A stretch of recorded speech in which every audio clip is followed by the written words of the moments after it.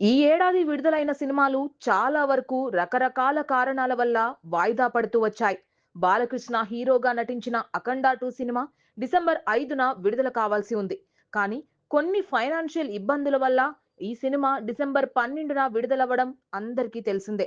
Cinema విడుదలైన తరువాత సినిమాను చూసిన ప్రతి ఒక్కరూ కూడా సనాతన ధర్మానికి, భారతదేశ ఔన్నత్యానికి, దర్శకుడు బోయపాటి సీను బాలకృష్ణను సూపర్ మ్యాన్ గా చూపించిన తీరుకు హ్యాట్స్ ఆఫ్ చెబుతున్నారు. శివభక్తులైతే పూనకాలతో ఊగిపోయారు. బోయపాటి డైరెక్షన్ చూసి అందరూ కూడా హ్యాట్స్ ఆఫ్ అన్నారు.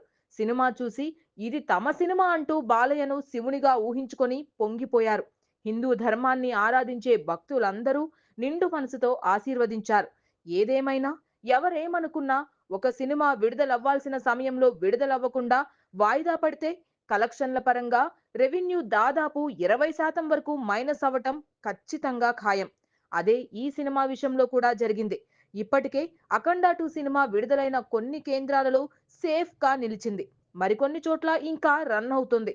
'రాజాసాబ్' విడుదలయ్యే వరకు ఈ సినిమా రన్ ఇలానే ఉంటే అందరూ సేఫ్‌గా బయటపడతారని ట్రేడ్ వర్గాలు మాట్లాడుకుంటున్నాయి. 'అఖండ 2' హిట్ నుంచి సూపర్ హిట్ దిశగా దూసుకుపోతోంది.